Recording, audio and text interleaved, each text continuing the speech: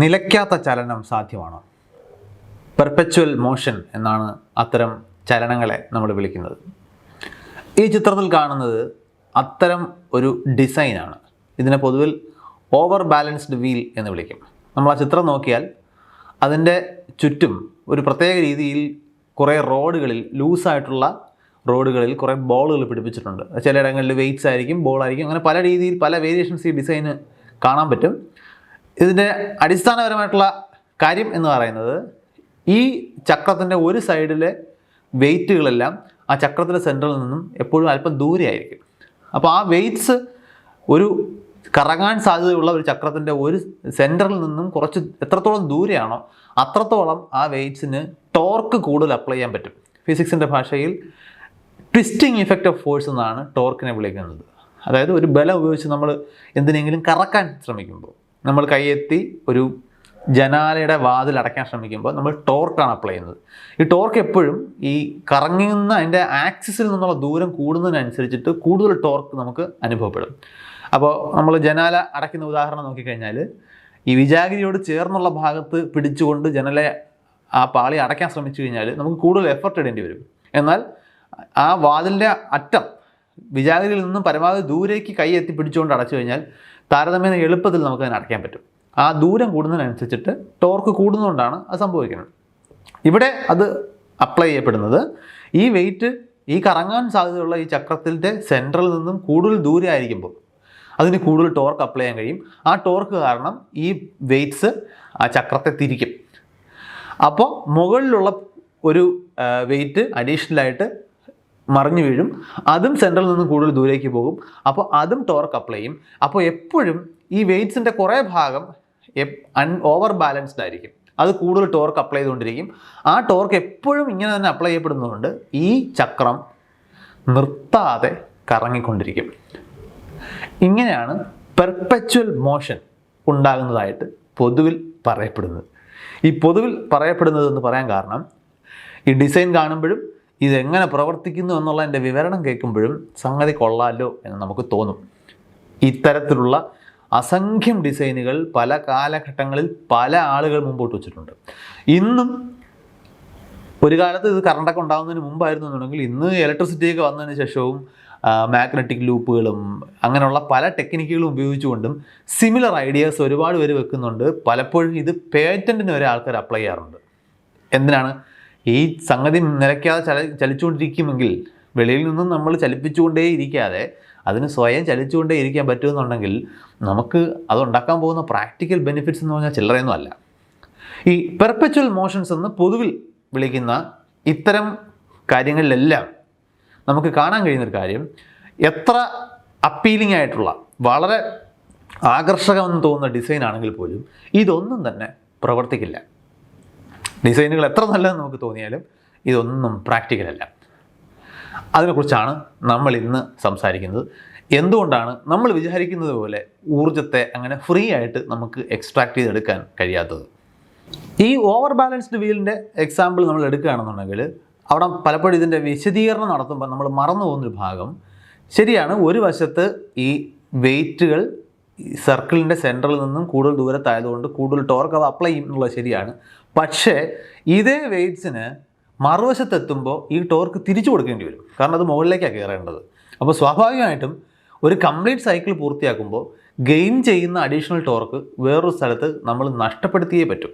അങ്ങനെ മാത്രമേ ഈ മൂവ്മെൻറ്റ് മുമ്പോട്ട് പോകും. ഇതൊരു വശം. രണ്ടാമത്തെ പ്രശ്നം, ഈ കറങ്ങുന്ന ഏതൊരു ഒബ്ജക്റ്റ് എടുത്തു കഴിഞ്ഞാലും അതെന്തിലെങ്കിലുമായിട്ട് ടച്ച് ചെയ്തിട്ടാണ് ചലിക്കുന്നത്. ഇനി ഈ പറയുന്ന വെയ്റ്റ്സും ആ വീലുമൊക്കെ എയറിലാണ് ഇരിക്കുന്നത്. അത് മൂവ് ചെയ്യുമ്പോൾ സ്വാഭാവികമായിട്ടും എയറിലൂടെ ഉരസിയാണ്, വായുവിലൂടെ ഉരസിയാണ് അത് ചലിക്കേണ്ടത്. അപ്പോൾ എയർ റെസിസ്റ്റൻസ് എന്ന് പറയുന്ന വായു പ്രതിരോധം അവിടെ പ്രവർത്തിക്കും. ഇത് പിടിപ്പിച്ചിരിക്കുന്ന അതിൻ്റെ ആക്സിൽ അവിടെയും ഇത് കറങ്ങുന്നതിനനുസരിച്ചിട്ട് ഫ്രിക്ഷൻ അനുഭവപ്പെടും. ഇത്തരം കാര്യങ്ങളെല്ലാം ഓവർകം ചെയ്യാൻ ഇത് കറങ്ങാൻ കിട്ടുന്ന എനർജിയിൽ നിന്ന് തന്നെ എടുത്തേ പറ്റും. അപ്പോൾ അതിൻ്റെ അർത്ഥം ഓരോ തവണ കറങ്ങിക്കൊണ്ടിരിക്കുമ്പോഴും ഇതിന് കിട്ടിയ എനർജി ഇത് ഇങ്ങനെയുള്ള റെസിസ്റ്റൻസിനെ ഓവർകം ചെയ്യാൻ വേണ്ടിയിട്ട് സ്പെൻഡ് ചെയ്തുകൊണ്ടിരിക്കണം. ഇതിനെ പൊതുവെ നമ്മൾ ഡാമ്പിങ് എന്നൊക്കെയാണ് വിളിക്കാറ്. ഇതിൻ്റെ അനന്തരഫലം എന്ന് പറയുന്നത് കുറേ കഴിയുമ്പം അതിന് കറങ്ങാനുള്ള എനർജി മുഴുവൻ ഇങ്ങനെ റെസിസ്റ്റൻസിനെ ഓവർകം ചെയ്യാൻ വേണ്ടി സ്പെൻഡ് ചെയ്യേണ്ടി വരും. അത് നിന്നേ പറ്റൂ. നമ്മൾ ആട്ടി വിടുന്ന ഒരു ഊഞ്ഞാലോ പെൻഡുലമോ ഒക്കെ ആടി ആടി ആടി നിൽക്കുന്നത് ഇതേ ഫ്രിക്ഷൻ അല്ലെങ്കിൽ എയർ റെസിസ്റ്റൻസ് പോലെയുള്ള ഡാമ്പിങ് ഫോഴ്സസ് കാരണമാണ്. ഇത് നമുക്ക് ഒഴിവാക്കാൻ പറ്റില്ല. ഈ ഓവർ ബാലൻസ്ഡ് വീലിന് മാത്രമല്ല, നിങ്ങൾ പെർപ്പച്വൽ മോഷനുമായിട്ട് ബന്ധപ്പെട്ട ഏത് ഡിസൈൻ എടുത്തു കഴിഞ്ഞാലും ഇങ്ങനെ ഏതെങ്കിലുമൊക്കെ പാർട്ടുകൾ ഇതിൻ്റെ വക്താക്കൾ അല്ലെങ്കിൽ ഇത് മുമ്പോട്ട് വെക്കുന്ന ആൾക്കാർ മറക്കുകയോ അതിനെക്കുറിച്ച് അറിയാതിരിക്കുകയോ ചെയ്യുന്നത് കാണാൻ പറ്റും. നമ്മുടെ നാട്ടിലും ഒരുപാട് പേര് ഇത്തരത്തിലുള്ള ഐഡിയകളുമായിട്ട് മുമ്പോട്ട് വരുന്നുണ്ട്. സ്വാഭാവികമെന്ന രീതിയിൽ വളരെ റെവല്യൂഷണറി ആയിട്ടുള്ള ഐഡിയ എന്ന രീതിയിലാണ് അവർ മുമ്പോട്ട് വരുന്നത്. എന്നെ നേരിട്ട് തന്നെ ഒരുപാട് പേര് ഇങ്ങനെ ബന്ധപ്പെട്ടിട്ടുണ്ട്. അവരെ പറഞ്ഞ് കൺവിൻസ് ചെയ്യാൻ ബുദ്ധിമുട്ടാണ്. നിങ്ങളടുത്ത് ആരെങ്കിലും ഇത്തരം ആശയമായിട്ട് വരികയാണെന്നുണ്ടെങ്കിൽ അവരോട് പറയേണ്ടത് രണ്ട് കാര്യങ്ങളാണ്. അതായത് പ്രകൃതിയിലെ ഏറ്റവും അടിസ്ഥാനപരമായിട്ടുള്ള ഭൗതിക നിയമങ്ങൾ, ലോസ് ഓഫ് ഫിസിക്സ് 2 അത് നേരെ അറിയാമെങ്കിൽ ഇത്തരം കാര്യങ്ങൾ ഡിസൈൻ ചെയ്യാൻ വേണ്ടിയിട്ട് നമ്മൾ സമയം ചിലവാക്കാൻ മെനക്കെടില്ല. അതിനെ നമ്മൾ പൊതുവിൽ ലോസ് ഓഫ് തെർമോഡൈനാമിക്സ് എന്നാണ് വിളിക്കുന്നത്. തെർമോഡൈനാമിക്സ് എന്ന് പറയുന്ന വാക്കിൽ തെർമോ എന്ന് പറയുന്ന ഹീറ്റുണ്ട്, ഡൈനാമിക്സ് എന്ന് പറയുന്ന ചലനമുണ്ട്. അത് ആ ലോസ് കണ്ടുപിടിക്കുന്നത് നമ്മൾ താപത്തിൽ നിന്നും, ഹീറ്റ് എനർജിയിൽ നിന്നും മെക്കാനിക്കൽ എനർജി, നമ്മളൊരു മെഷീനോ അങ്ങനെയൊക്കെയുള്ള മെക്കാനിക്കൽ എനർജി ഡിറൈവ് ചെയ്തെടുക്കാനുള്ള ഗവേഷണങ്ങളുടെ ഫലമായിട്ടാണെന്നുള്ളതുകൊണ്ടാണ് ആ നിയമങ്ങൾക്ക് തെർമോഡൈനാമിക്സിൻ്റെ നിയമങ്ങൾ, താപഗതിക സിദ്ധാന്തങ്ങൾ എന്ന പേര് വന്നത്.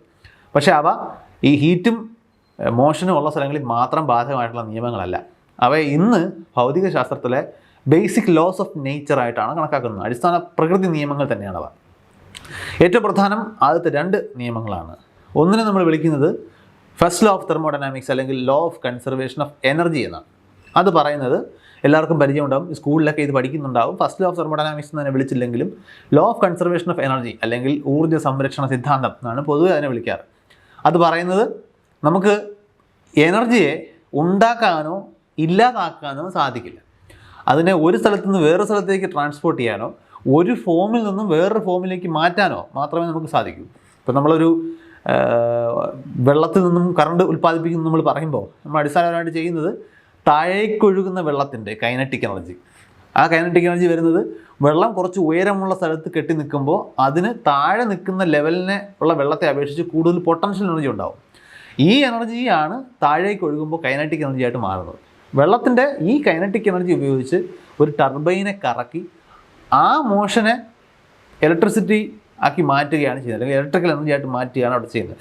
എനർജിയുടെ ഒരു ഫോമിൽ നിന്ന് വേറൊരു ഫോമിലേക്ക് നമ്മൾ അതിനെ ട്രാൻസ്ഫർ ചെയ്യുന്നു. ഇനി നിങ്ങൾ അടുപ്പിൽ പാചകം ചെയ്യുമ്പോൾ അടുപ്പിൽ കത്തിക്കുന്നത് വഴി, ഫ്യൂവൽ കത്തിക്കുന്നത് വഴി ഉണ്ടാകുന്ന ഹീറ്റ് എനർജിയെ അവിടെ നിന്നും പാത്രത്തിനുള്ളിലുള്ള വസ്തുവിലേക്ക്, നമ്മൾ ആഹാരം പാകം ചെയ്യാൻ ശ്രമിക്കുമ്പോൾ ആ ആഹാരത്തിലേക്ക് ട്രാൻസ്ഫർ ചെയ്യാണ് നമ്മൾ ചെയ്യുന്നത്. ഒരിടത്തിരിക്കുന്ന എനർജി വേറൊരിടത്തേക്ക് മാറ്റുന്നു. ഇവിടെയൊക്കെ നിങ്ങൾ ശ്രദ്ധിക്കേണ്ട കാര്യം, പുതിയ എനർജി നമുക്ക് ഉണ്ടാക്കാൻ സാധിക്കില്ല. നിലവിലുള്ള എനർജിയെ ഒരു സ്ഥലത്ത് നിന്ന് വേറെ സ്ഥലത്തേക്ക് മാറ്റുകയോ ഒരു ഫോമിൽ നിന്ന് മറ്റൊരു ഫോമിലേക്ക് മാറ്റുകയോ ആണ് നമ്മൾ ചെയ്യുന്നത്. ഇത് നമുക്ക് വയലേറ്റ് ചെയ്യാൻ പറ്റില്ല. അപ്പോൾ പെർപ്പച്വൽ മോഷൻ എന്ന പേരിൽ ഇങ്ങനെ നിലയ്ക്കാത്ത ചലനം സൃഷ്ടിച്ചുകൊണ്ട് ഇങ്ങനെ കറങ്ങിക്കൊണ്ടിരിക്കുന്ന വസ്തുക്കളിൽ നിന്ന് ഇലക്ട്രിസിറ്റിയോ അങ്ങനെ എന്തെങ്കിലും യൂസ്ഫുൾ ആയിട്ടുള്ള എനർജിയോ എല്ലാ കാലത്തേക്കും ഇങ്ങനെ ഡിറൈവ് ചെയ്തെടുത്തുകൊണ്ടിരിക്കാം എന്ന ആശയങ്ങളിൽ അടിസ്ഥാനപരമായിട്ട് വയലേറ്റ് ചെയ്യപ്പെടുന്നത് ഈ ഫസ്റ്റ് ലോ ആണ്. ഏത്? ഒന്നുമില്ലായ്മയിൽ നിങ്ങൾക്ക് പുതിയ എനർജി ഉണ്ടാക്കിയെടുക്കാൻ കഴിയില്ല. നിങ്ങൾക്കുള്ള എനർജി പല ഫോമിലേക്ക് മാറ്റാനേ സാധിക്കുകയുള്ളൂ. ചിലപ്പോൾ നിങ്ങൾ മനഃപൂർവ്വം മാറ്റുന്നതാകാം, അല്ലെങ്കിൽ നിങ്ങളുടെ കൺട്രോളിലല്ലാതെ ഫോം മാറുന്നതാകാം. ഇപ്പോൾ നമ്മളൊരു സാധാരണ ഇലക്ട്രിക്കൽ ഉപകരണം, ഒരു ടി വിയോ മറ്റോ പ്രവർത്തിപ്പിച്ചുകൊണ്ടിരിക്കുമ്പോൾ അതിനുള്ളിലൂടെ ഇലക്ട്രിസിറ്റി കടന്നു പോകുന്നുണ്ടാവും. ആ ഇലക്ട്രിക്കൽ എനർജിയാണ് നമുക്ക് ടി വിയിലെ ശബ്ദമായിട്ടോ വിഷ്വലായിട്ടോ ഒക്കെ കിട്ടേണ്ടത്. പക്ഷേ ടി വിയുടെ പരിസരത്തൊക്കെ തൊട്ട് പോയി കഴിഞ്ഞാൽ അതിന് ചെറിയ ചൂടുണ്ടാവും. അത് നമ്മൾ ഉദ്ദേശിച്ചതല്ല. പക്ഷേ ഈ ഇലക്ട്രിസിറ്റി ക്യാരി ചെയ്യുന്ന എനർജിക്ക് സംഭവിക്കുന്ന ലോസ് ആണ് ഈ, അല്ലെങ്കിൽ ഡിസിപ്പേഷൻ എന്ന് പറയുന്ന എനർജി നഷ്ടമാണ് നമുക്ക് ഹീറ്റിൻ്റെ ഫോമിൽ നമുക്ക് കാണാൻ കഴിയുന്നത്. എല്ലാ ഇലക്ട്രിക്കൽ ഉപകരണങ്ങളും ചൂടാകുന്നത് സത്യത്തിൽ അടിസ്ഥാനപരമായിട്ട് എനർജി ലോസ് ആണ്. ഒരുപക്ഷെ എനർജി ഹീറ്റിന് വേണ്ടി ഉണ്ടാക്കുന്ന ഉപകരണങ്ങൾ, അല്ല ഇസ്തിരിപ്പെട്ടിയോ അങ്ങനെ എന്തെങ്കിലും ആണെങ്കിൽ മാത്രമാണ് ഹീറ്റ് നമ്മൾ പർപ്പസ്ഫുള്ളി ജനറേറ്റ് ചെയ്യുന്നത്. ഇങ്ങനെ നമ്മൾ ഉപയോഗിക്കുന്ന ഇലക്ട്രിക്കൽ ഉപകരണങ്ങളിലും മറ്റ് മെഷീൻസിലും ഒക്കെ അൺവാണ്ടഡ് ആയിട്ട് ഹീറ്റ് നമ്മൾ കാണുന്നത് എനർജി ലോസ് ആണ്. പക്ഷേ ഇവിടെയും നമുക്ക് വേണമെങ്കിൽ പ്രതീക്ഷയ്ക്കൊരു വകുപ്പുണ്ട്. അതായത് ഇല്ലാത്ത എനർജി ഉണ്ടാക്കുന്നതിന് തടസ്സമുണ്ട് എങ്കിൽ പോലും ഒരുപാട് എനർജി ഉള്ള ഒരുപാട് സ്ഥലങ്ങളുണ്ട്. ഇപ്പോൾ ഉദാഹരണത്തിന് കടലിൽ ഇഷ്ടംപോലെ വെള്ളമുണ്ട്. ഈ വെള്ളത്തിനകത്ത് അതിലെ തന്മാത്രകൾക്കിടയിൽ ഉള്ള ഫോഴ്സിൻ്റെ രൂപത്തിലൊക്കെ ഒരുപാട് എനർജി സ്റ്റോർ ചെയ്യപ്പെട്ടിട്ടുണ്ട്. നമ്മളതിനെ ഇൻറ്റേർണൽ എനർജി എന്നാണ് പൊതുവെ വിളിക്കാറ്. അപ്പോൾ ഈ കടൽ വെള്ളത്തിൻ്റെ അളവ് വെച്ച് നോക്കുമ്പോൾ കടൽ വെള്ളത്തിൻ്റെ ഇൻറ്റേർണൽ എനർജി ആയിട്ട് സ്റ്റോർ ചെയ്യപ്പെട്ടിരിക്കുന്ന എനർജി എന്ന് പറയുന്നത് വളരെ വലിയ ഭീമമായ അളവിലുള്ളതാണ്. അങ്ങനെയെങ്കിൽ നമ്മൾ ഈ ഫ്യൂവലോ ഇലക്ട്രിസിറ്റിയോ ഒക്കെ ഉപയോഗിക്കുന്നതിന് പകരം ഈ കടലിലെ ഇൻറ്റേർണൽ എനർജി, കടൽ വെള്ളത്തിൻ്റെ ഇൻറ്റേർണൽ എനർജി എക്സ്ട്രാക്ട് ചെയ്ത് പ്രവർത്തിക്കുന്ന ഒരു കപ്പൽ ഉണ്ടാക്കാൻ പറ്റില്ലേ? അങ്ങനെയാണെന്നുണ്ടെങ്കിൽ നമുക്ക് ഒരുപാട് എനർജി നമുക്ക് ലാഭിക്കാൻ പറ്റില്ലേ? അവിടെ രണ്ടാമത്തെ പ്രകൃതി നിയമമായിട്ടുള്ള സെക്കൻഡ് ലോ ഓഫ് തെർമോഡൈനാമിക്സ് കയറി വരും. അതായത് എനർജി നിങ്ങൾക്ക് ഉണ്ടാക്കാനും നശിപ്പിക്കാനും കഴിയില്ല, ഒരു സ്ഥലത്ത് നിന്ന് മറ്റു സ്ഥലത്തേക്ക് മാറ്റാനേ കഴിയൂ എന്ന് പറയുമ്പോഴും ഈ ഒരു സ്ഥലത്ത് നിന്ന് മറ്റൊരു സ്ഥലത്തേക്കുള്ള എനർജിയുടെ ട്രാൻസ്ഫർ എന്ന് പറയുന്നത് നമ്മൾ വിചാരിക്കുന്ന അത്ര എളുപ്പത്തിൽ എല്ലാ ദിശയിലും നടക്കില്ല. അതിനൊരു പ്രിഫേർഡ് ഡയറക്ഷൻ ഉണ്ട്. അവിടെ ഒരു ക്വാണ്ടിറ്റി കൂടെ നമ്മൾ മനസ്സിലാക്കണം. പേരൊരു പക്ഷേ നിങ്ങൾ കേട്ടിട്ടുണ്ടാകും. അതിനെ നമ്മൾ എൻട്രോപ്പി എന്നാണ് വിളിക്കുന്നത്.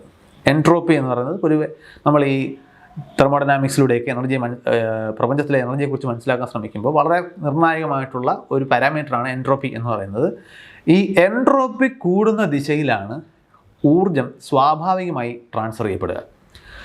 മറിച്ച് ഒരു ദിശയിൽ, അതായത് എൻട്രോപ്പി കുറയുന്ന ഒരു ദിശയിൽ നിങ്ങൾക്ക് എനർജി ട്രാൻസ്ഫർ ചെയ്യണമെന്നുണ്ടെങ്കിൽ ആ ഭാഗത്തെ എൻട്രോപ്പി കുറഞ്ഞാൽ പോലും അതിനെ കോമ്പൻസേറ്റ് ചെയ്യുന്ന രീതിയിൽ വേറെ എവിടെയെങ്കിലും നിങ്ങൾക്ക് എൻട്രോപ്പി കൂട്ടേണ്ടി വരും. ഇതാണ് സെക്കൻഡ് ലോ ഓഫ് തെർമോഡൈനാമിക്സ്. മറ്റൊരു രീതി, ഇതിനെ പല രീതിയിൽ പറയാറുണ്ട്. അതിൻ്റെ ഒരു ആഫ്റ്റർ ഇഫക്റ്റ് എന്ന് പറയുന്നത് 100% എഫിഷ്യൻസിയോടുകൂടി നിങ്ങൾക്ക് ഒരു മെഷീനും പ്രവർത്തിപ്പിക്കാൻ പറ്റില്ല.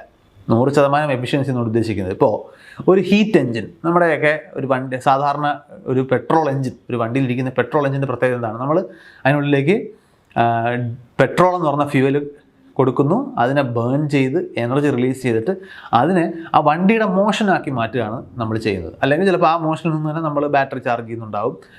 അങ്ങനെയുള്ള നമ്മുടെ യൂസ്ഫുൾ എനർജി ആയിട്ട് നമ്മൾ അതിനെ മാറ്റുകയാണ് ചെയ്യുന്നത്. പക്ഷേ ഇവിടുത്തെ എഫിഷ്യൻസി, ഈ എഞ്ചിൻ്റെ എഫിഷ്യൻസി എന്ന് പറയുന്നത് നമ്മൾ കൊടുത്ത എനർജി, എത്ര ഫ്യൂവൽ കത്തിച്ച് എത്ര എനർജിയാണോ ജനറേറ്റ് ചെയ്തത്, നമുക്ക് ഈ മോഷനായിട്ടും ഒക്കെ എത്ര എനർജിയാണോ കിട്ടിയത്, ഇത് തമ്മിലുള്ള ഒരു റേഷ്യോ, അതായത് ഔട്ട്പുട്ട് ഡിവൈഡ് ബൈ ഇൻപുട്ട്, ഈ റേഷ്യോയാണ് നമ്മൾ അതിൻ്റെ എഫിഷ്യൻസി എന്ന് ഉദ്ദേശിക്കുന്നത്. ഞാൻ ഇത്ര കൊടുത്തപ്പോൾ എനിക്ക് ഇത്ര ഔട്ട്പുട്ട് കിട്ടി. ഇതൊരിക്കലും 100% ആകില്ല. അതായത് നിങ്ങൾ കൊടുത്ത ഹീറ്റ് എനർജി കംപ്ലീറ്റ്ലി നിങ്ങൾക്ക് ആവശ്യമുള്ള യൂസ്ഫുൾ എനർജി ആയിട്ട് മാറ്റാൻ കഴിയില്ല. എപ്പോഴും കുറച്ച് നഷ്ടം വരും. ആ നഷ്ടം വരുന്നതിൻ്റെ കാരണമാണ് ഈ നേരത്തെ പറഞ്ഞ എൻട്രോപ്പി കൂട്ടുക എന്ന് പറയുന്ന ഒരു പർപ്പസ് സ്വാഭാവികമായി നടക്കുന്ന എല്ലാ ഹീറ്റ് ട്രാൻസ്ഫറുകളിലും പ്രവർത്തിച്ചേ പറ്റും. അത് കാരണം നിങ്ങൾക്ക് 100% എഫിഷ്യൻസി അച്ചീവ് ചെയ്യാൻ കഴിയില്ല. നേരത്തെ പറഞ്ഞ പെർപ്പച്വൽ മോഷൻ ആകട്ടെ, ഏത് മോഷനും ആയിക്കൊള്ളട്ടെ, നിങ്ങൾ അവിടേക്ക് എനർജി സപ്ലൈ ചെയ്ത് അതിനെ ചലിപ്പിക്കുകയോ അല്ലെങ്കിൽ ഒരു ഇലക്ട്രിക്കൽ ഉപകരണം പ്രവർത്തിപ്പിക്കുകയോ ഒക്കെ ചെയ്യുമ്പോൾ നിങ്ങൾ കൊടുക്കുന്ന മുഴുവൻ എനർജിയും നിങ്ങൾക്ക് ആവശ്യമുള്ള എനർജി ഫോമിലേക്ക് മാറ്റില്ല. നിങ്ങളൊരു ബൾബ് കത്തിക്കാൻ വേണ്ടി നിങ്ങൾ ഇലക്ട്രിസിറ്റി കൊടുക്കുന്നു. ഇലക്ട്രിക്കൽ എനർജി നിങ്ങൾ എത്രയാണോ കൊടുത്തത് ആ എനർജി മുഴുവനും നിങ്ങൾക്ക് പ്രകാശോർജ്ജം എന്ന് പറയുന്ന ലൈറ്റ് എനർജി ആയിട്ട് മാറില്ല, കുറേയൊക്കെ താപോർജ്ജമായിട്ട് മാറും.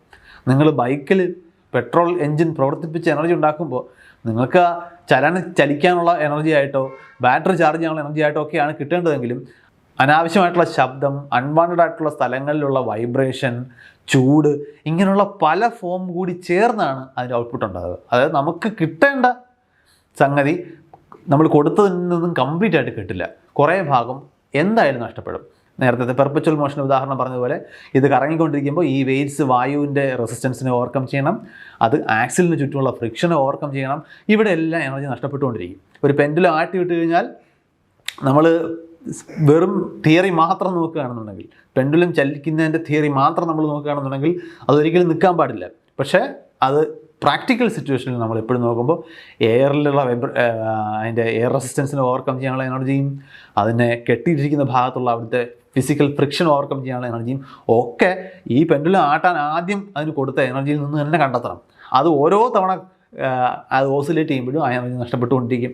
ഇങ്ങനെ ഡിസിപ്പേറ്റീവായിട്ട് എനർജി നഷ്ടപ്പെടുന്നത് വഴി അത് അവസാനം ആ ചലനം നിലയ്ക്കുകയാണ് ചെയ്യുക. അപ്പോൾ ഈ എഫിഷ്യൻസി എന്ന് പറയുന്നത് ലിമിറ്റഡാണ്. നേരത്തെ പറഞ്ഞതുപോലെ നിങ്ങൾ കടലിലെ വെള്ളത്തിലെ എനർജിയെ എക്സ്ട്രാക്ട് ചെയ്ത് ഒരു കപ്പൽ ഉണ്ടാക്കാൻ കഴിയാത്തതിൻ്റെ കാരണം ഇതാണ്. നമ്മൾ ചുറ്റും ഏറ്റവും സിമ്പിളായിട്ട് മനസ്സിലാക്കാൻ കഴിയുന്ന ഇതിൻ്റെ ഒരു ആഫ്റ്റർ എഫക്ട്സ് എന്ന് പറയുന്നത് ഹീറ്റ് ഫ്ലോയ്ക്ക് ഇങ്ങനൊരു പ്രിഫേർഡ് ഡയറക്ഷൻ ഉണ്ട്. നിങ്ങൾ ഫ്രിഡ്ജിൽ നിന്നും ഒരു ഐസ്ക്രീമും അടുപ്പിൽ നിന്നും ചൂടോ ഒരു ചായയും എടുത്ത് അടുത്തടുത്ത് വെച്ച് കഴിഞ്ഞാൽ രണ്ട് ഇരിക്കുന്നത് ഒരേ എയറിലാണെങ്കിൽ അതിൻ്റെ സറൗണ്ടിങ്ങിൽ ഒരേ ടെമ്പറേച്ചറാണ് ഉള്ളത് രണ്ടിനും. പക്ഷേ ഐസ്ക്രീമിലേക്ക് സറൗണ്ടിങ്ങിൽ നിന്നും എനർജി അകത്തേക്കാണ് കയറുക, ചൂടുള്ള ചായയിൽ നിന്നും എനർജി സറൗണ്ടിങ്ങിലേക്ക് രക്ഷപ്പെടുകയാണ് ചെയ്യുക. അതായത് ചുറ്റുപാടുകളെ അപേക്ഷിച്ച് ടെമ്പറേച്ചർ കൂടിയ അവസ്ഥയിലിരിക്കുന്ന വസ്തുക്കളിൽ നിന്നും ഹീറ്റ് ചുറ്റുപാടുകളിലേക്ക് എസ്കേപ്പ് ചെയ്യുമ്പോൾ ചുറ്റുപാടുകളെ അപേക്ഷിച്ച് ടെമ്പറേച്ചർ താഴ്ന്നിരിക്കുന്ന വസ്തുക്കളിലേക്ക് ഹീറ്റ് ചുറ്റുപാടുകളിൽ നിന്നും അകത്തേക്ക് ഒഴുകുകയാണ് ചെയ്യുക. ഇപ്പോൾ ചൂടായ ചായ അങ്ങോട്ടും ഇങ്ങോട്ടും ഒഴിച്ചുകൊണ്ട് നമ്മൾ ആറ്റിക്കൊണ്ടേ ഇരുന്ന് കഴിഞ്ഞാൽ അതിന് നമുക്ക് ഒരിക്കലും ഐസ് വാട്ടർ ആക്കി മാറ്റാൻ സാധിക്കില്ല. അതിൻ്റെ കാരണം എന്ന് പറയുന്നത് ചൂട് ചായ ആയിരിക്കുന്ന സമയത്ത് അതിന് ചുറ്റുപാടുമുള്ള എയറിനെ അപേക്ഷിച്ച് ടെമ്പറേച്ചർ കൂടുതലാണ്. അപ്പോൾ നിങ്ങൾ അങ്ങോട്ടും ഇങ്ങോട്ടും മാറ്റുമ്പോൾ ആ ഹീറ്റിന് സറൗണ്ടിങ്ങിലേക്ക് എസ്കേപ്പ് ചെയ്ത് പോകാനുള്ള എളുപ്പമാണ് നിങ്ങൾ സൃഷ്ടിച്ചു കൊടുക്കുന്നത്. പക്ഷേ അത് തുടരുന്നത് ഏത് വഴിയാണ്? ഈ ചായയുടെ ടെമ്പറേച്ചർ സറൗണ്ടിങ്ങിൻ്റെ ടെമ്പറേച്ചറിന് തുല്യമാകുമ്പോൾ ഈ ഹീറ്റ് ഫ്ലോ നിൽക്കും. നിങ്ങൾ പിന്നെ ആറ്റിക്കൊണ്ടിരുന്നാൽ ഹീറ്റ് ഫ്ലോയ്ക്ക് കണ്ടിന്യൂ ചെയ്യാൻ പറ്റില്ല, അത് തിരിച്ചു വരിക മാത്രമേ സാധ്യമാവുള്ളൂ. അപ്പോൾ എപ്പോഴും എല്ലാ വസ്തുക്കളും സറൗണ്ടിങ്ങിലുള്ള ടെമ്പറേച്ചറുമായിട്ട് ഈക്വൽ ആവാനാണ് ശ്രമിക്കുക. ലോ ഓഫ് മിക്സിംഗ് എന്നൊക്കെ നമുക്ക് പറയാൻ പറ്റും. നമ്മൾ ചൂടുവെള്ളവും തണുത്ത വെള്ളവും കൂടെ ഒരുമിച്ച് മിക്സ് ചെയ്ത് കഴിഞ്ഞാൽ ചൂടുവെള്ളം ചെറുതായിട്ടും തണുക്കും, തണുത്ത വെള്ളം ചെറുതായിട്ടും ചൂടാവും. ഇത് രണ്ടിനും ഒരേ ടെമ്പറേച്ചർ ആകുന്നത് വരെയാണ് അത് മിക്സ് ആവുക. ഇതിലെല്ലാം പിന്നെ പ്രവർത്തിക്കുന്നത് നമ്മൾ നേരത്തെ പറഞ്ഞ സെക്കൻഡ് ലോ ഓഫ് തെർമോഡൈനാമിക്സ് ആണ്. നിങ്ങൾക്ക് കടൽ വെള്ളത്തിൽ നിന്നുള്ള എനർജി എക്സ്ട്രാക്ട് ചെയ്യുന്നതിൽ തടസ്സവും സൃഷ്ടിക്കുന്നത് ഇതേ നിയമമാണ്. ഈ പറഞ്ഞ എൻട്രോപ്പി എന്ന് പറയുന്ന വാക്കിനെ നമുക്ക് ഒന്നുകൂടി ഒന്ന് ജസ്റ്റ് വിശദമായിട്ടൊന്ന് പരിചയപ്പെടണം. ആ വാക്ക് പലപ്പോഴും തെറ്റിദ്ധാരണ ഉണ്ടാക്കുന്ന ഒന്നാണ്. ഒരുപാട് സ്ഥലങ്ങളിൽ എൻട്രോപ്പിയെ മെഷർ ഓഫ് ഡിസോർഡർ എന്ന് വിളിക്കാറുണ്ട്. അതൊക്കെ ഒരു ക്രമമില്ലായ്മയാണ് എൻട്രോപ്പി എന്ന് ഉദ്ദേശിക്കുന്നതെന്ന് പറയാം. നമ്മുടെ ഒരു കോമൺ ലാംഗ്വേജിൽ നമ്മൾ ഈ ഡിസോർഡർ എന്ന് പറയുമ്പോൾ നമുക്ക് ഓർമ്മ വരുന്നത് നമ്മൾ ഈ അലങ്കോലം എന്ന് പറയുന്നൊരവസ്ഥയാണ്. അപ്പോൾ കാര്യങ്ങളെല്ലാം അടുക്കി ചിട്ടയായി വയ്ക്കുമ്പോൾ അവിടെ അലങ്കോലം ഇല്ല എന്ന് പറയാം. ആ അവസ്ഥയിൽ നിന്ന് മാറുമ്പോൾ അത് അലങ്കോലപ്പെട്ടു എന്ന് നമ്മൾ പറയും. അപ്പോൾ ഇങ്ങനെ അലങ്കോലമായി കിടക്കുന്നതിനെയാണ് ഡിസോർഡർ എന്നുകൊണ്ട് നമ്മൾ മനസ്സിലാക്കുന്നതെങ്കിലും ഫിസിക്സിൽ നമ്മൾ എൻട്രോപ്പി എന്ന് പറയുമ്പോൾ, അല്ലെങ്കിൽ entropy is A measure of disorder എന്ന് പറയുമ്പോൾ അതിങ്ങനെ കാണുമ്പോൾ തോന്നുന്നൊരു അലങ്കോലം തന്നെ ആയിക്കോണം എന്നില്ല. ഇപ്പോൾ ഉദാഹരണത്തിന് ഐസ് മെൽറ്റ് ചെയ്ത് വെള്ളമായിട്ട് മാറുമ്പോൾ അവിടെ എൻട്രോപ്പി കൂടുകയാണ്, ഡിസോർഡർ കൂടുന്നുണ്ട്. പക്ഷേ ഒരു പാത്രത്തിൽ നിങ്ങൾ ഐസ് കെട്ട് എടുത്ത് വെക്കുന്നു, അത് മെൽറ്റായി വെള്ളമായി ആ പാത്രത്തിൽ നിൽക്കുമ്പോൾ അവിടെ പ്രത്യേകിച്ച് കാണാൻ ഡിസോർഡർ നമ്മൾ കാണുന്നില്ല. വെള്ളം വളരെ നീറ്റായിട്ട് അവിടെ നിൽക്കുന്നത് നമുക്ക് കാണാൻ പറ്റും. അതിനകത്ത് നമുക്കൊരു അലങ്കോലമൊന്നും നമുക്ക് അനുഭവപ്പെടില്ല. പക്ഷേ അവിടെ തീർച്ചയായിട്ടും എൻട്രോപ്പി കൂടിയിട്ടുണ്ട്. അപ്പോൾ ഈ ഒരു കൺഫ്യൂഷൻ മനസ്സിലാക്കാൻ വേണ്ടിയിട്ട് നമുക്കൊരു ചെറിയ സാങ്കല്പികമായിട്ടുള്ളൊരു തോട്ട് എക്സ്പെരിമെൻറ്റ് സങ്കല്പിക്കാം. ഒരു കളിപ്പാട്ടക്കട സങ്കല്പിക്കാം. അപ്പോൾ കളിപ്പാട്ടക്കടയിൽ എന്ന് പറയുമ്പോൾ നമ്മൾ വിൽപ്പനയ്ക്ക് വെച്ചിരിക്കുമ്പോൾ എപ്പോഴും അറിയാമല്ലോ, നമ്മൾ ടോയ്സ് ഒരു പ്രത്യേക ക്രമത്തിൽ അറേഞ്ച് ചെയ്തായിരിക്കും വെക്കുക. ഒരേ തരം ടോയ്സ് ഒരേ സ്ഥലത്ത് വരത്തക്ക രീതിയിൽ ടോയ്സ് അറേഞ്ച് ചെയ്തിട്ടുള്ളൊരു കടയാണ്. അപ്പോൾ നമുക്ക് അവിടെ കൃത്യമായി നീറ്റ്ലി അറേഞ്ച് ചെയ്ത് ഓർഡേഡ് ആയിട്ട് സാധനങ്ങൾ വെച്ചിരിക്കുന്ന ഒരു ടോയ് ഷോപ്പാണെന്ന് വിചാരിക്കും. അവിടേക്ക് നമ്മളൊരു 3 വയസ്സുള്ളൊരു കുട്ടിയെ സ്വാഭാവികമായിട്ട് പെരുമാറാൻ അനുവദിക്കുന്നു. നമ്മൾ മാറി നിൽക്കുന്നു. ഈ കുട്ടി മാത്രമാണ് ആ ടോയ് ഷോപ്പിലുള്ളത്. ഒരു 10 മിനിറ്റ് കഴിയുമ്പോൾ ആ ടോയ് ഷോപ്പിൻ്റെ അവസ്ഥ എങ്ങനെയായിരിക്കും എന്ന് നമ്മൾ സങ്കല്പിച്ച് നോക്കും. തീർച്ചയായിട്ടും ആ കുട്ടി അവിടെ കൈ കിട്ടുന്നതെല്ലാം എടുത്ത് അങ്ങോട്ടും ഇങ്ങോട്ടും മാറ്റിയിടും. എല്ലാം ഒന്ന് എക്സ്പ്ലോർ ചെയ്യുന്ന കൂട്ടത്തിൽ ആ കട നമ്മൾ നേരത്തെ പറഞ്ഞ അലങ്കോലമാകാൻ അധിക സമയമൊന്നും വേണ്ട. അപ്പോൾ ഉറപ്പായിട്ട് നമുക്ക് പറയാമല്ലോ, ഡിസോർഡർ ഉണ്ടാക്കി. ഇവിടെ എൻട്രോപ്പിയുടെ കാര്യം പറഞ്ഞാൽ തീർച്ചയായിട്ടും എൻട്രോപ്പി അവിടെ കൂടിയിട്ടുണ്ട്. ഇനി അന്വേഷിക്കേണ്ടത്, ഇതുപോലൊരു 100 കടകളുണ്ടെന്ന് വിചാരിച്ചോളൂ. സങ്കല്പമായതുകൊണ്ട് അതിന് പ്രത്യേകിച്ച് ചിലവൊന്നുമില്ല. ഇതേപോലുള്ള അടുക്കിയിരിക്കുന്ന ഈ കടയുടെ 100 കോപ്പികൾ, ഈ 100 കടകളിലും 100 കുട്ടികൾ, വേറെ വേറെ കുട്ടികളായിക്കൊള്ളട്ടെ, അവർ ഇതുപോലെ സമാന സാഹചര്യത്തിൽ ഇവരെ നമ്മൾ സ്വാഭാവികമായിട്ട് പെരുമാറാൻ അനുവദിച്ചു കഴിഞ്ഞാൽ ഈ 100 കടയും നമ്മൾ പറഞ്ഞതുപോലെ അലങ്കോലമാവും. പക്ഷേ ഈ 100 കടയിലെയും അലങ്കോലം ഒരേ അലങ്കോലമായിരിക്കില്ല. നമ്മൾ അലങ്കോലപ്പെട്ടു എന്ന് പറയുമ്പോഴും ഇവ തമ്മിൽ വ്യത്യസ്തമാണ്. ഇത് മനസ്സിലാക്കാൻ വേറൊരു രീതിയിൽ കൂടി തന്നെ ചിന്തിക്കുക. ഒരു കടയേ ഉള്ളൂ, ആ കുട്ടി 10 മിനിറ്റ് കൊണ്ട് നമ്മൾ ക്രമമായി അടുക്കി വെച്ചിരുന്ന മുഴുവൻ ക്രമങ്ങളും അത് ഡിസോർഡേഡ് ആക്കിയിരിക്കുന്നു, അലങ്കോലപ്പെടുത്തിയിരിക്കുന്നു. എന്നിട്ട് നമ്മൾ ഈ കടയുടെ ഇപ്പോഴത്തെ അവസ്ഥ, ആ കുട്ടി ഡിസോർഡേഡ് ആക്കിയിട്ടിരിക്കുന്ന അവസ്ഥ ഫോട്ടോഗ്രാഫി ചെയ്യുന്നു. അതിൻ്റെ മുക്കും മൂലയും നമ്മൾ ഫോട്ടോഗ്രാഫി ചെയ്തതിന് ശേഷം വേറൊരാളോട് ആവശ്യപ്പെടുകയാണ് ഒരു കട ഇതുപോലെ അറേഞ്ച് ചെയ്യാൻ. അതായത് ഈ ഫോട്ടോയിൽ കാണുന്ന പോലെ ഈ കുട്ടി 10 മിനിറ്റ് കൊണ്ട് ആ കടയെ എന്ത് രൂപത്തിലാണോ ആക്കിയിരിക്കുന്നത് അതുപോലെ സാധനങ്ങൾ അറേഞ്ച് ചെയ്യണം. ഇപ്പോൾ നമ്മൾ ചെയ്യാൻ പോകുന്നത് ഓർഡർ ഉണ്ടാക്കലാണോ ഡിസോർഡർ ഉണ്ടാക്കലാണോ? അതൊരു തോട്ട് പ്രൊവോക്കിംഗ് ആയിട്ടുള്ളൊരു ക്വസ്റ്റ്യൻ ആണ്. നമ്മൾ ചിന്തിച്ചാൽ മനസ്സിലാവും, അവിടെ നമ്മൾ ഡിസോർഡർ അല്ല ചെയ്യുന്നത്, ഓർഡർ ചെയ്യാണ് ചെയ്യുന്നത്. അതുപോലെ അടുക്കാൻ എഫർട്ട് കൂടുതലാണ്. ഡിസോർഡർ ആക്കാൻ പ്രത്യേകിച്ച് എഫർട്ടിൻ്റെ ആവശ്യമില്ല. ഇവിടെയാണ് ഈ വ്യത്യാസം മനസ്സിലാക്കേണ്ടത്. ഡിസോർഡർ എന്ന് നമ്മൾ വിളിക്കുന്നത് പല തരത്തിൽ സാധ്യമായിട്ടുള്ള ഒരവസ്ഥയാണ്. അതായത് റൂമിനെ അലങ്കോലമാക്കിയിടാൻ പല രീതിയിൽ സാധ്യമാണ്. പക്ഷേ റൂമിനെ ഓർഡേർഡ് ആക്കി വയ്ക്കാൻ അങ്ങനെ ഒരുപാട് മാർഗ്ഗങ്ങളില്ല. ചില പ്രത്യേക രീതികൾ മാത്രമേ നമുക്ക് അവലംബിക്കാൻ പറ്റൂ. So the number of ways in which this particular state can be achieved. ഈ ഒരു പ്രത്യേക അവസ്ഥ എത്ര രീതിയിൽ നമുക്ക് അച്ചീവ് ചെയ്യാൻ പറ്റും എന്നുള്ളതാണ് ഈ പറയുന്ന ഡിസോർഡർ അല്ലെങ്കിൽ എൻട്രോപ്പി എന്ന് ഉദ്ദേശിക്കുന്നത്. പ്രപഞ്ചം എപ്പോഴും പ്രിഫർ ചെയ്യുന്നത് എൻട്രോപ്പി കൂടിയ അവസ്ഥയാണ് എന്ന് പറയുന്നത്, അല്ലെങ്കിൽ നേച്ചറിൽ നടക്കുന്ന എല്ലാ സ്വാഭാവിക പ്രവർത്തനങ്ങളും എൻട്രോപ്പി കൂടുന്ന ദിശയിലാണ് നടക്കുന്നത്. നമ്മൾ ഒരു പ്ലേറ്റ് താഴെ വീണ് പൊട്ടുന്നത് കണ്ടിട്ടുണ്ടാവും. പ്ലേറ്റിലെ കഷ്ണങ്ങൾ കൂടിച്ചേർന്ന് പ്ലേറ്റായിട്ട് മാറുന്നത് നമ്മൾ കാണില്ല. അത് എൻട്രോപ്പി കുറയുന്ന ദിശയാണ്. അത് സ്വാഭാവികമായിട്ട് പ്രകൃതി നടക്കില്ല. നമ്മളൊരു റെഫ്രിജറേറ്ററിൻ്റെ കാര്യം എടുത്തു കഴിഞ്ഞാൽ അവിടെ വെള്ളം ഐസാകുന്നത് കാണാം. വെള്ളം ഐസാകണമെങ്കിൽ എൻട്രോപ്പി കുറയണം. അപ്പോൾ നമുക്ക് ചോദിക്കാം, അങ്ങനെയാണെങ്കിൽ ഇവിടെ വെള്ളം ഐസാകുന്നുണ്ടല്ലോ റെഫ്രിജറേറ്ററിൻ്റെ ഉള്ളിൽ. ശരിയാണ്, അവിടെ നമ്മൾ എൻട്രോപ്പി കുറയ്ക്കുന്ന കാര്യമാണ് ചെയ്യുന്നത്. പക്ഷേ അവിടെ നമ്മൾ ഇലക്ട്രിക്കൽ എനർജി സ്പെൻഡ് ചെയ്യുന്നുണ്ട്. ആ റെഫ്രിജറേറ്റർ പ്രവർത്തിക്കുമ്പോൾ നമുക്ക് ഊർജ്ജം ചിലവാകുന്നുണ്ട്. ഈ ഊർജ്ജം ഉണ്ടാക്കുന്നത് അതൊരു തെർമൽ പവർ പ്ലാന്റിലാകാം, അല്ലെങ്കിൽ ഒരു സോളാർ എനർജി എന്ന രൂപത്തിലാകാം. ഇവിടെ ആ എനർജി പ്രൊഡ്യൂസ് ചെയ്യുന്ന അവസ്ഥ, നമ്മൾ മിക്കവാറും എല്ലാ എനർജി സോഴ്സും ബാക്കിലേക്ക് ട്രാക്ക് ചെയ്ത് പോയി കഴിഞ്ഞാൽ നമുക്ക് കിട്ടുന്നത് സോളാർ എനർജി തന്നെയാണ്. സൂര്യനിലെ ന്യൂക്ലിയർ ഫ്യൂഷനാണ് ഈ എനർജി എല്ലാം ഉണ്ടാക്കുന്നത് നമുക്ക് കാണാൻ പറ്റും. ഈ ന്യൂക്ലിയർ ഫ്യൂഷൻ വല്ലാതെ ഡിസോർഡർ കൂടുന്ന ഒരു പ്രക്രിയയാണ്. പറഞ്ഞു വരുന്നത്, നിങ്ങൾക്കിവിടെ വെള്ളത്തെ ഐസാക്കുക എന്ന് പറഞ്ഞാൽ എൻട്രോപ്പി കുറയുന്ന ഒരു കാര്യം അച്ചീവ് ചെയ്യണമെന്നുണ്ടെങ്കിൽ അതിന് നിങ്ങൾ സ്പെൻഡ് ചെയ്യുന്ന എനർജി പ്രൊഡ്യൂസ് ചെയ്യാനും ട്രാൻസ്മിറ്റ് ചെയ്ത് അവിടെ എത്തിക്കാനും ഒക്കെ ആയിട്ട് നിങ്ങൾ ഒരുപാട് ഡിസോർഡർ അല്ലെങ്കിൽ എൻട്രോപ്പി ഒരുപാട് സ്ഥലത്ത് കൂട്ടിയിട്ടുണ്ട്. അപ്പോൾ അതിൻ്റെ ആകെ തുക എന്ന് പറയുന്നത് അപ്പോഴും എൻട്രോപ്പി കൂടുന്നത് തന്നെ ആയിരിക്കും. ഏതെങ്കിലും ഒരു പ്രത്യേക ഭാഗത്ത് എൻട്രോപ്പി കുറയുന്നുള്ളത് മാത്രമേ ഉള്ളൂ. യൂണിവേഴ്സിൻ്റെ മൊത്തം എൻട്രോപ്പി നമ്മൾ നോക്കിക്കഴിഞ്ഞാൽ അതെപ്പോഴും കൂടിക്കൊണ്ടേയിരിക്കുന്നതാണെന്ന് കാണാൻ പറ്റും. ഇതാണ് ശരിക്കും സമയത്തിനൊരു ദിശയുള്ളതുപോലെ തോന്നാനും കാരണം. ഇപ്പോൾ ഫിസിക്സിലെ അടിസ്ഥാന നിയമങ്ങൾ എടുത്തു കഴിഞ്ഞാൽ ഒരു വസ്തു സഞ്ചരിച്ചുകൊണ്ടിരിക്കുന്ന ഒരു വസ്തുവിൻ്റെ ഒരു ബേസിക് നിയമം നമുക്ക് എടുക്കാം.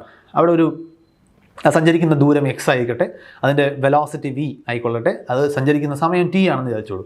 അപ്പോൾ ഇങ്ങനെ കോൺസ്റ്റൻറ്റ് സ്പീഡിൽ ഇങ്ങനെ ഒരു വി വെലോസിറ്റിയിൽ ഒരു ബസ് സഞ്ചരിച്ചുകൊണ്ടേയിരിക്കുകയാണ്.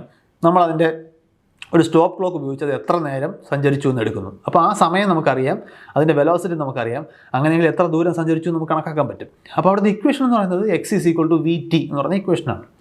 ഇനി ഈ സ്റ്റോപ്പ് ക്ലോക്ക് ഓൺ ചെയ്യുന്ന സമയം മുതൽ സ്റ്റോപ്പ് ക്ലോക്ക് സ്റ്റോപ്പ് ചെയ്യുന്നത് വരെയുള്ള സമയമാണ് നമ്മൾ ഈ ടി എന്ന് പറഞ്ഞ സമയമായിട്ട് മെഷർ ചെയ്യുന്നത്.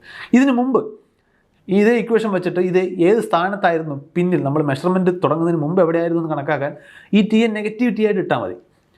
അപ്പോൾ നമുക്ക് പിന്നിലുള്ള സ്ഥാനം മനസ്സിലാക്കാൻ പറ്റും. ഇതിനെയാണ് പൊതുവിൽ ഫിസിക്സിലെ സമവാക്യങ്ങളുടെ ഇക്വേഷൻസിൻ്റെ ടൈം സിമെട്രി എന്ന് പറയുന്നത്. അതായത് അതിൽ ടി എന്ന് പറയുന്ന സമയത്തെ സൂചിപ്പിക്കുന്ന ഒരു ക്വാണ്ടിറ്റിയെ നെഗറ്റീവ് ടി ഇട്ട് കഴിഞ്ഞാലും ആ ഇക്വേഷൻസ് എല്ലാം പെർഫെക്റ്റ് ആയിട്ട് വർക്ക് ചെയ്യും. അല്ലെങ്കിൽ പ്രകൃതിയിലെ നിയമങ്ങൾ നമ്മൾ നോക്കുമ്പോൾ ശരിക്കും ഈ സമയത്തിന് അങ്ങനെ പ്രത്യേകിച്ച് പ്രിഫേർഡ് ഡയറക്ഷൻ ഒന്നുമില്ല, ഒരുപോലെ തന്നെ വർക്ക് ചെയ്യും. പക്ഷേ മാക്രോസ്കോപ്പിക് സ്കെയിലിൽ നമ്മൾ ചുറ്റും നോക്കുമ്പോൾ അങ്ങനെ രണ്ട് ദിശയിലും ഒരുപോലെ അല്ല സമയം വർക്ക് ചെയ്യുന്നതെന്ന് കാണാൻ പറ്റും. നേരത്തെ പറഞ്ഞ പോലെ നമ്മൾ മുട്ട ഓംലെറ്റായിട്ട് പരക്കുന്നത് കണ്ടിട്ടുണ്ട്. പക്ഷേ പരന്ന സംഗതി കൂടി ചേർന്ന് മുട്ടത്തോടിനകത്തോട്ട് കയറി മുട്ടയായിട്ട് മാറുന്ന നമുക്ക് കാണാൻ പറ്റില്ല. ഇതിനും പിന്നിൽ പ്രവർത്തിക്കുന്നത് നേരത്തെ പറഞ്ഞ എൻട്രോപ്പിയുടെ പ്രിൻസിപ്പിളാണ്. അത് മറ്റൊരു പ്രകൃതി നിയമമാണ്. അതിനെയും നമുക്ക് വയലേറ്റ് ചെയ്യാൻ സാധിക്കില്ല. അപ്പോൾ എപ്പോഴും പ്രകൃതിയിലെ കാര്യങ്ങളെല്ലാം എൻട്രോപ്പി കൂടുന്ന ദിശയിലായിരിക്കും സ്വാഭാവികമായിട്ട് നടക്കുന്നത്. ഇതാണ് സെക്കൻഡ് ലോ ഓഫ് തെർമോഡൈനാമിക്സ് എന്നോട് ഉദ്ദേശിക്കുന്നത്. അപ്പോൾ ഫസ്റ്റ് ലോയും സെക്കൻഡ് ലോയും ഇവിടെ പറഞ്ഞതിൻ്റെ പിന്നിലുള്ള അടിസ്ഥാന കാരണം ഇതിനെ വയലേറ്റ് ചെയ്തുകൊണ്ട് നിങ്ങൾക്ക് ഒന്നും ചെയ്യാൻ പറ്റില്ല. ഈ free energy machine, ultimate infinite energy എന്നൊക്കെ പറഞ്ഞ് യൂട്യൂബിലൊക്കെ സെർച്ച് ചെയ്താൽ ഇഷ്ടം പോലെ വീഡിയോസ് നിങ്ങൾക്ക് കാണാൻ പറ്റും. ഇവരെല്ലാവരും അടിസ്ഥാനപരമായിട്ട് ഈ രണ്ട് നിയമങ്ങൾ മനസ്സിലാക്കേണ്ടിയിരിക്കും. അതല്ലാതെ ഇത് പഠിക്കാതെ നമ്മൾ ഇതിനു വേണ്ടി ചിലവാക്കുന്ന, അതായത് ഇൻഫിനിറ്റ് എനർജി ഉണ്ടാക്കാൻ വേണ്ടി ചിലവാക്കുന്ന മൊത്തം എനർജിയും വേസ്റ്റ് ഓഫ് ടൈമാണ്. അങ്ങനെ നിങ്ങൾ എവിടെയെങ്കിലും കാണുന്നുണ്ടെങ്കിൽ ഇക്കാര്യം മനസ്സിൽ വെച്ചേക്കുക. മറ്റൊരു വിഷയമായിട്ട് നമുക്ക് പിന്നെയും കാണാം. ബൈ.